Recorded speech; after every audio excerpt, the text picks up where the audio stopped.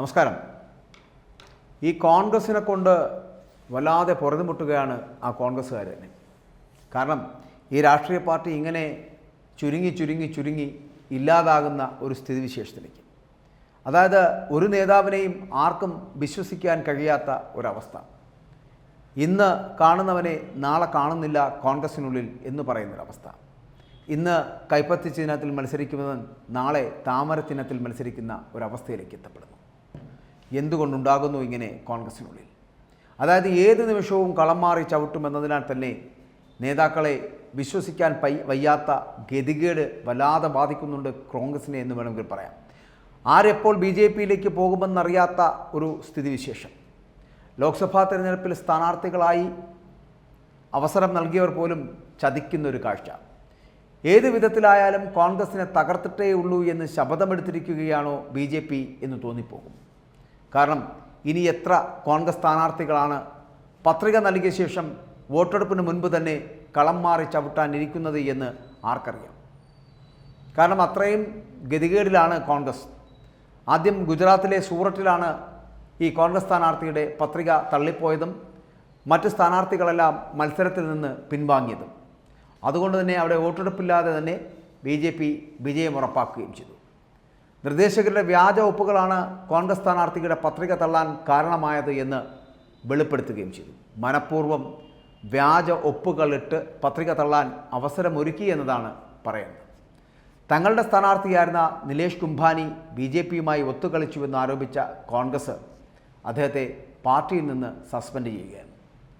പക്ഷേ ഈ സൂററ്റിലെ ജനങ്ങളുടെ വോട്ടവകാശം എന്ന് പറയപ്പെടുന്ന BJP തട്ടിയെടുത്തുവെന്ന് കോൺഗ്രസ് ആരോപിച്ചുകൊണ്ടിരിക്കുകയാണ്. അങ്ങനെ ആരോപിച്ചുകൊണ്ടിരിക്കുമ്പോഴാണ് മധ്യപ്രദേശിലും തിരിച്ചടി ഉണ്ടാകുന്നത് എന്നുള്ളതാണ് പ്രത്യേകത. അതായത് ഇൻഡോർ സീറ്റിലെ കോൺഗ്രസ് സ്ഥാനാർത്ഥി പത്രിക പിൻവലിച്ച് കയ്യോടെ തന്നെ BJPയിൽ ചേരുകയാണ്. പത്രിക പിൻവലിക്കുവാനുള്ള അവസാന ദിനം കോൺഗ്രസിനെ നിലംപരിശാക്കിക്കൊണ്ടാണ് അവരുടെ യുവ നേതാവായിട്ടുള്ള അക്ഷയ് കാന്തിബം മറുകണ്ഠം ചാടുന്നത്. BJP നേതാവായിട്ടുള്ള MLA രമേശ് മെൻഡോളയ്ക്ക് ഒപ്പമെത്തിയാണ് ഈ ബം പത്രിക പിൻവലിക്കുന്നത് എന്നുള്ളതാണ്. അതോടെ സ്ഥാനാർത്ഥിയില്ലാതെ പെരുവഴിയിലാകുന്നു കോൺഗ്രസ്. 17 വർഷം പഴക്കമുള്ള ഒരു ഭൂമി തർക്ക കേസിൽ കൊലപാതക ശ്രമവും കുറ്റമായി കൂട്ടിച്ചേർത്തതിന് പിന്നാലെയാണ് സുരക്ഷിതത്വം തേടി ബം BJP ക്യാമ്പിലെത്തിയത് എന്നാണ് കോൺഗ്രസ്സുകാർ ഇപ്പോൾ ആരോപിച്ചുകൊണ്ടിരിക്കുന്നത്. എന്തിന് ഇങ്ങനെ സ്ഥാനാർത്ഥികളെ പറയുന്നു? PCCയുടെ അധ്യക്ഷൻ വരെ തെരഞ്ഞെടുപ്പ് കാലത്ത് കോൺഗ്രസിനെ ചതിക്കുന്ന കാഴ്ചയാണ് കണ്ടത് എന്നുള്ളതാണ്. ഡൽഹിയിൽ AIPയുമായുള്ള സഖ്യത്തിൽ അതൃപ്തനായിട്ടുള്ള അർവിന്ദർ സിംഗ് ലാവ്ലി PCC അധ്യക്ഷസ്ഥാനം രാജിവെച്ചത് കഴിഞ്ഞ ദിവസമാണ് എന്നുള്ളതാണ്. മുഖ്യമന്ത്രി അരവിന്ദ് കെജ്രിവാൾ അഴിമതി കേസിൽ അറസ്റ്റിലായതിന് പിന്നാലെ കോൺഗ്രസിൻ്റെ സംസ്ഥാന അധ്യക്ഷൻ്റെ രാജി കൂടി ആയതോടുകൂടി ഡൽഹിയിലെ AIP പാർട്ടി എന്ന് പറയപ്പെടുന്ന കോൺഗ്രസ് സഖ്യമെന്ന് പറയപ്പെടുന്ന ആകെ അസ്വസ്ഥമാകുന്ന ഒരു കാഴ്ചയുണ്ടായി എന്നുള്ളതാണ്. ഡൽഹിയിൽ ഈ കൂട്ടുകെട്ട് നല്ലൊരു മുന്നേറ്റം പ്രതീക്ഷിച്ചിരിക്കുകയാണ്. ഈ തിരിച്ചടികൾ ഒന്നിനു പിന്നാലെ ഒന്നായി ഇങ്ങനെ വന്നുകൊണ്ടിരിക്കുന്നത് എന്നുള്ളതാണ്. ലവ്ലിക്ക് പിന്തുണ പ്രഖ്യാപിച്ചുകൊണ്ട് പല നേതാക്കളും രംഗത്ത് വരുന്നതും കോൺഗ്രസിനെ ക്ഷീണിപ്പിക്കുന്നുണ്ട് എന്ന് പറയാതിരിക്കാൻ കഴിയില്ല. മുൻ MLAമാരായിട്ടുള്ള നീരജ് ബസോയ, നസീബ് സിംഗ് എന്നിവരൊക്കെ AIP സഖ്യത്തിൽ പ്രതിഷേധിച്ചുകൊണ്ട് കോൺഗ്രസിൽ നിന്ന് രാജിവെച്ച് കഴിഞ്ഞിരിക്കുന്നു എന്നുള്ളതാണ് പ്രത്യേകത. അവരും ഈ പറഞ്ഞ BJPയിലേക്ക് പോയേക്കാം. AIP സഖ്യത്തെ മുൻപ് ലാവ്ലി പിന്തുണച്ചിരുന്നതാണ് പാർട്ടി ചൂണ്ടിക്കാണിക്കുന്നത്. സഖ്യത്തിനൊരുങ്ങാൻ പാർട്ടി പ്രവർത്തകരോട് ആഹ്വാനം ചെയ്തിരുന്നതാണ് ഈ ലാവ്ലി.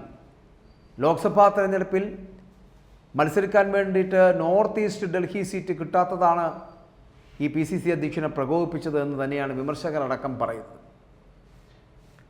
ഒപ്പം മുൻ CPI നേതാവായിട്ടുള്ള കനയ്യകുമാറാണ് ഇപ്പോൾ ഈ മണ്ഡലത്തിൽ കോൺഗ്രസിൻ്റെ സ്ഥാനാർത്ഥിയായിട്ട് നിൽക്കുന്നത്. ഇങ്ങനെ BJPയുടെ മുൻ പാർട്ടി അധ്യക്ഷൻ കൂടിയായിട്ടുള്ള മനോജ് തിവാരി, ആ മനോജ് തിവാരിയാണ് ഇപ്പോൾ നോർത്ത് ഈസ്റ്റ് ഡൽഹിയിലെ സിറ്റിംഗ് MP എന്ന് പറയപ്പെടുന്നത്. 2014-ലും 2019-ലും ഇവിടെ ജയിച്ച തിവാരി ഇക്കുറിയും മത്സരരംഗത്ത് നിൽക്കുകയാണ്.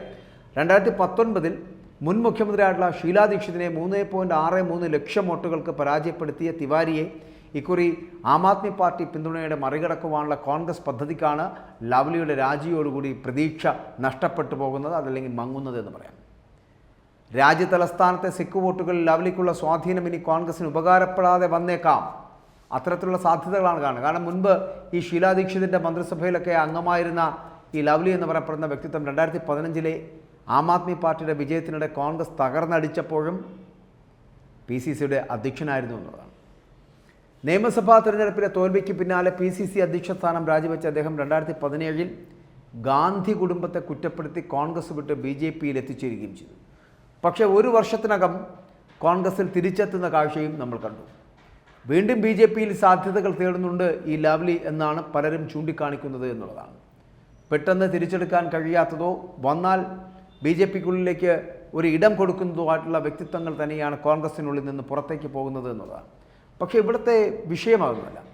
കോൺഗ്രസ് എന്ന് പറയപ്പെടുന്ന ഒരു പ്രസ്ഥാനം തകർന്ന് തരിപ്പണമാകുന്നതിന് പിന്നിൽ ആ കോൺഗ്രസ്സുകാർ മാത്രമല്ല, അധികാരമില്ലാതെ വരുമ്പോൾ കോൺഗ്രസ് എന്ന് പറയപ്പെടുന്ന പ്രസ്ഥാനത്തിനുള്ളിൽ നിൽക്കാൻ കഴിയാതെ അഴിമതിയും അരാജകത്വവും കൊണ്ട് വല്ലാതെ തളർന്നു പോകുന്ന, അല്ലെങ്കിൽ കൊലപാതക കേസുകളിൽ അല്ലെങ്കിൽ അക്രമ സംഭവങ്ങളിലൊക്കെ പ്രതിയാക്കപ്പെട്ട കോൺഗ്രസ് നേതാക്കൾ അടക്കമുള്ളവർ ഏത് നിമിഷവും ജയിലഴികൾക്കുള്ളിലേക്ക് പോകാമെന്നുള്ളത് കൃത്യമായി മനസ്സിലാക്കുന്നത് കൊണ്ടാണ് ഇവരെല്ലാവരും BJPയിലേക്ക് പോകുന്നത് എന്നുള്ള ആരോപണം കൂടിയുണ്ട്.